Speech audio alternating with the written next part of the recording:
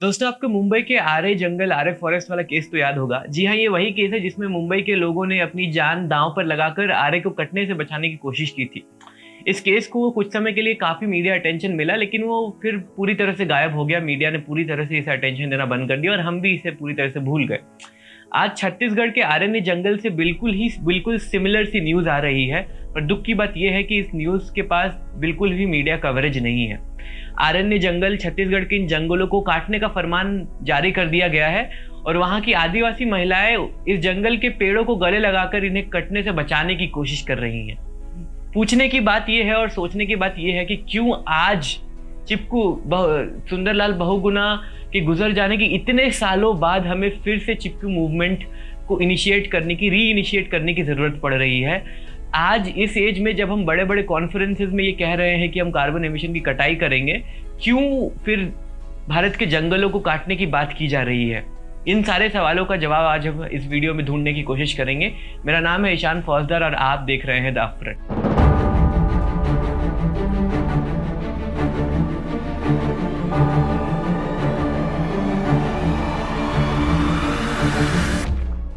दोस्तों, बात कुछ ऐसी है कि राजस्थान सरकार छत्तीसगढ़ के अरण्य जंगलों में कुछ लैंड ओन करती है और इन जंगलों में पहले एक फेज ऑफ कोल माइनिंग हो चुकी है। कोयले की माइनिंग होती है इन जंगलों में। ये जंगल काफी रिच है कोयले और अदर मिनरल्स में, तो इनमें एक फेज कोयले की माइनिंग हो चुकी है और इस माइनिंग के कॉन्ट्रैक्टर थे अडानी साहब और आज अभी भी कॉन्ट्रैक्ट अडानी साहब के पास ही है।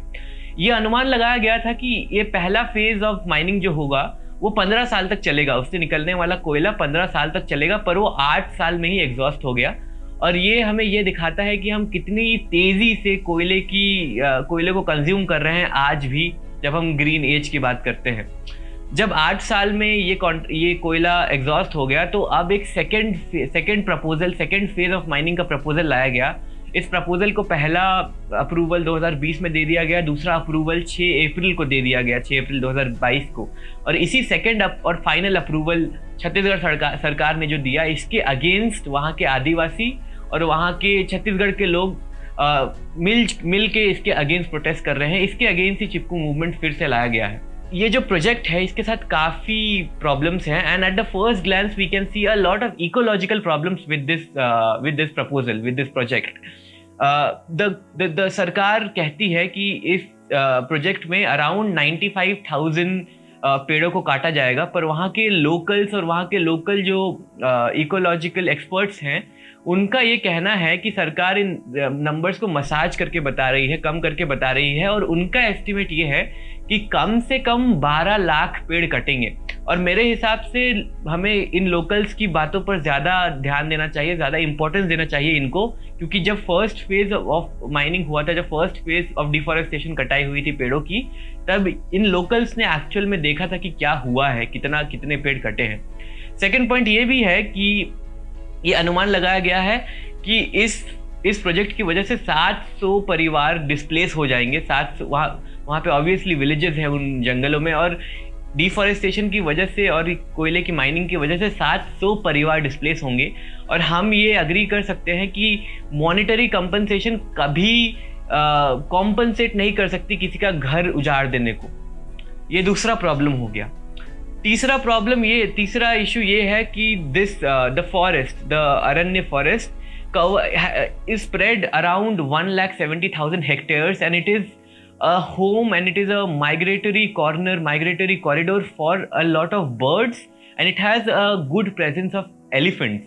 Furthermore, this forest houses and is a habitat to around 350 species, which includes 34 species of mammals and 111 species of birds. Furthermore, this forest is also the catchment area of the Hasdeo River, which is the largest tributary of the river Mahanadi. So we can easily see that this forest holds a lot of ecological importance. This forest has a lot of biodiversity. It houses a lot of biodiversity, and therefore it is a very important forest, and this has been recognized by previous governments. The central government in 2009 declared this forest as a no-go zone for mining, यानी यहाँ mining नहीं होनी चाहिए, ऐसा declare किया गया था 2009 की कांग्रेस सरकार ने। और हिपोक्रेसी की बात यह है कि अब 2000 अब आज के समय में यही कांग्रेस सरकार, छत्तीसगढ़ की स्टेट गवर्नमेंट कांग्रेस की गवर्नमेंट है, यही सरकार इसी जंगल में माइनिंग का अप्रूवल दे रही है, माइनिंग की परमिशन दे रही है। ये एक बहुत बड़ी हिपोक्रेसी है। एंड इनफैक्ट अरण्य फॉरेस्ट का जो केस है वो एक बहुत ही बड़ा केस है, सुप्रीम कोर्ट तक जा चुका है। और अभी 2021 में Indian council of forestry research and education ICFRE ने एक रिपोर्ट जारी करते हुए ये कहा था कि माइनिंग का बहुत बुरा इम्पैक्ट होगा इस फॉरेस्ट की इकोलॉजी और इस फॉरेस्ट के हैबिटेट गिविंग नेचर पर, बहुत ही ज़्यादा बुरा इम्पैक्ट होगा। पर इस रिपोर्ट ने ये भी रिकमेंड किया कि इस फॉरेस्ट के 4 ब्लॉक्स में कोल माइनिंग होनी चाहिए, जो कि एक काफ़ी हिपोक्रिटिकल प्रपोजिशन है अगर आप देखें तो। एक सबसे बहुत बड़ा इशू ये है इस फॉरेस्ट का, इस प्रोजेक्ट को लेके कि ये यहाँ के लोकल्स कहते हैं कि ये प्रोजेक्ट का जो अप्रूवल दिया गया ये एक जुमला है, एक स्कैम है, एक फ्रॉड है। क्योंकि केस आपको मैं समझाऊं अगर सीधे शब्दों में और आसान शब्दों में, तो होता ये है कि इन फॉरेस्ट जहाँ पे विलेजेस हैं, इनको काटने के लिए वहाँ के ग्राम सभा से परमिशन लेनी होती है under section 2 of the forest conservation act 1980। लेकिन यहाँ के ट्राइबल्स का कहना है कि जब यहाँ के ग्राम सभा ने डायरेक्टली परमिशन नहीं दी, और जब यहाँ के ग्राम सभा ने परमिशन नहीं दी, तो वहाँ के सरकार ने इनके ग्राम सभा पर इलीगली और इनडायरेक्टली प्रेशर डालकर एक नकली यानी फोर्ज्ड अप्रूवल, फोर्स्ड परमिशन तैयार किया।